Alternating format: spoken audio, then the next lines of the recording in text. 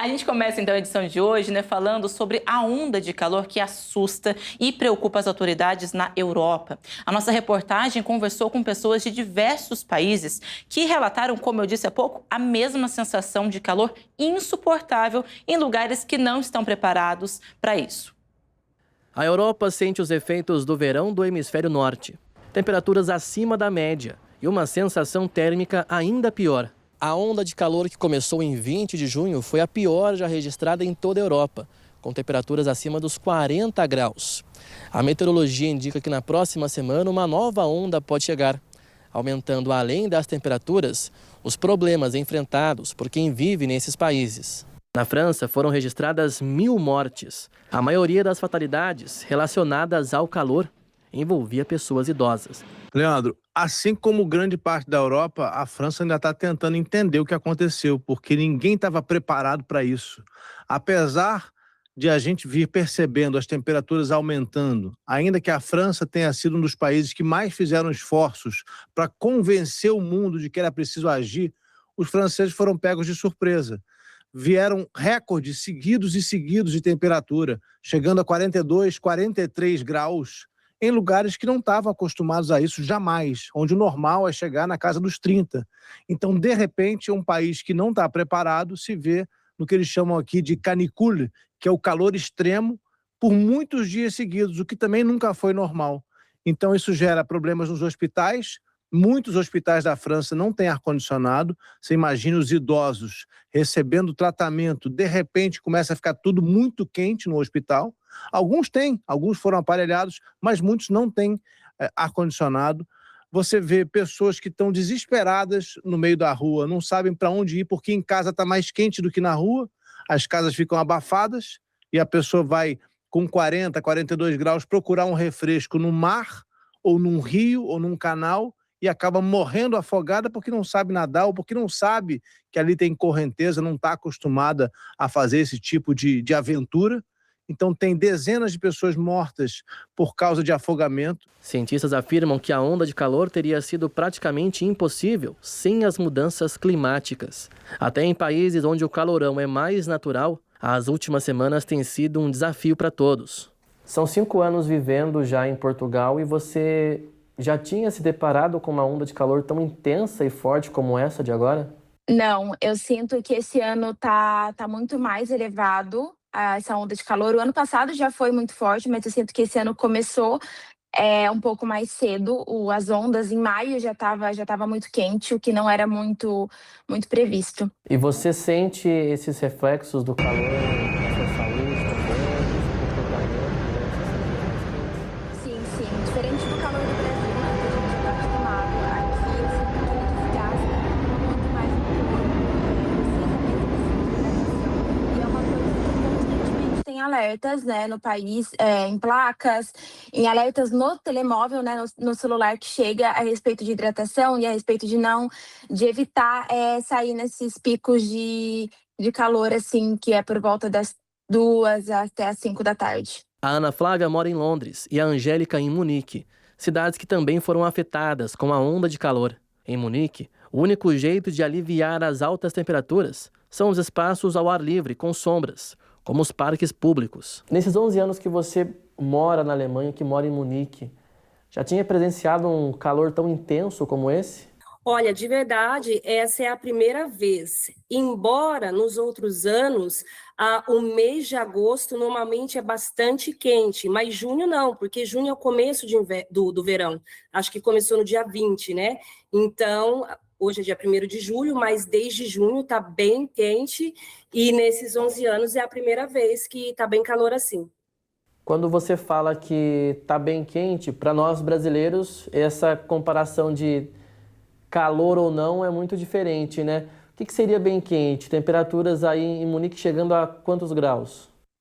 35 graus. Eu vou fazer uma comparação que talvez dê para ter uma noção. É como o mês de fevereiro no Brasil, que é na época de carnaval, que é bem quente.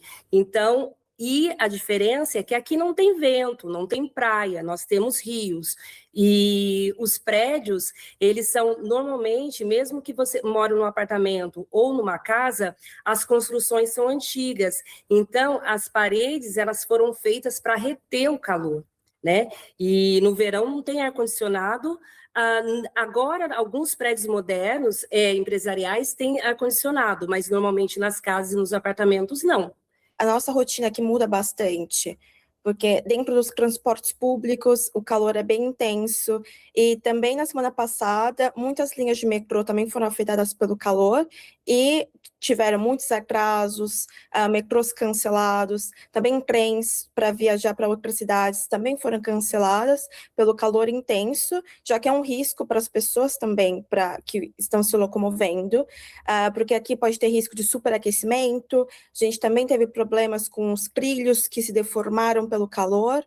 Então, isso tudo afeta a nossa rotina, tanto no dia a dia para ir trabalhar, ou mesmo se você quer tirar uma semana de férias, se você quer ir para uma cidade fora de Londres, também isso está afetando bastante a nossa vida aqui. Então, por exemplo, o prédio que eu trabalho, que é bem antigo, ali por uma semana a gente não teve ar-condicionado funcionando, porque estava quebrado, eles não tiveram estrutura nem para resolver essa situação, e a gente tem que continuar lá, trabalhando, tentando que eu trabalho com atendimento ao público, então a gente tem que continuar lá, trabalhando e dando o nosso melhor também mesmo nessa situação. Está prevista uma nova onda de calor para chegar ao continente entre os dias 5 e 6 de julho. É só o começo do que promete ser o verão mais quente da história na Europa. O que normalmente acontecia na Europa, e eu falo particularmente da França, é que você tinha 3, 4 dias de calor e tudo voltava ao normal. Não tanto como agora. Agora teve 2 quebras de recorde seguidas. Recorde de mais de 70 anos. A noite mais quente da história. E no dia seguinte, novamente, a noite mais quente da história, porque foi mais quente do que aquela de antes. Então agora o que está se esperando é que vai haver outras ondas de calor. Espera-se, quem sabe, que não seja tão grave como essa, porque ainda está cedo. Nos próximos dias a previsão é de uma temperatura, eu diria até amena. Nesse momento está em torno dos 27, 28 graus, vai chegar de novo a 35 no fim dessa semana, e aí já começa a ficar preocupante de novo. Mas 35 era o normal da Europa, quando chegava o verão. Era normal ter alguns dias de 35, 36 graus, ainda assim morria a gente.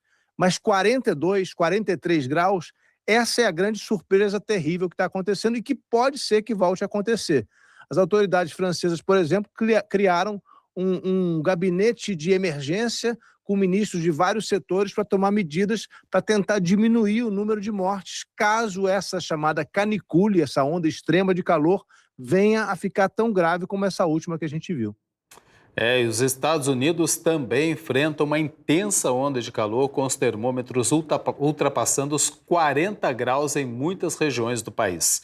Cerca de 163 milhões de pessoas estão em alerta para o clima extremo, que deve predominar durante todo o fim de semana do feriado de 4 de julho. Mais de 100 pessoas receberam atendimento médico devido a problemas de saúde relacionados ao calor, depois que altas temperaturas atingiram uma multidão reunida para ver uma locomotiva a vapor histórica na Pensilvânia. Imagens aéreas mostraram equipes de emergência transportando o paciente em macas, enquanto os termômetros marcavam 41 graus. 35 pessoas foram levadas a hospitais. A onda de calor também castigou a Times Square em Nova York, levando turistas e trabalhadores a buscar sombra e estações de resfriamento. Em Washington, a preocupação é com a população em situação de rua. Eden, que trabalha em uma ONG que atende os moradores de rua, explicou que o grupo dispõe de um abrigo com ar-condicionado, mas nem todas as pessoas procuram o local ou aceitam ir até lá. A cidade anunciou que manteria alguns centros recreativos abertos durante o fim de semana do feriado, oferecendo um local para as pessoas se protegerem do sol. Espera-se um alívio no domingo e na segunda-feira, com a previsão de tempestades na região da capital. Na Filadélfia, quem está sofrendo com o forte calor são os torcedores da Copa do Mundo. A previsão é de que as temperaturas se aproximem de 38 graus amanhã, dia da partida entre França e Paraguai, pelas oitavas de final do Mundial da FIFA. E a gente segue falando sobre o clima porque a Agência Meteorológica das Nações Unidas elevou hoje sua previsão para o rápido surgimento de um forte El Niño nos próximos meses, alertando que o fenômeno provavelmente elevará as temperaturas globais e provocará eventos extremos. O El Niño é caracterizado pelo aquecimento periódico das temperaturas da superfície do mar no Pacífico Central e Oriental. Dura de 9 a 12 meses e pode elevar as temperaturas globais e aumentar o risco de condições climáticas extremas, segundo a Organização Meteorológica Mundial.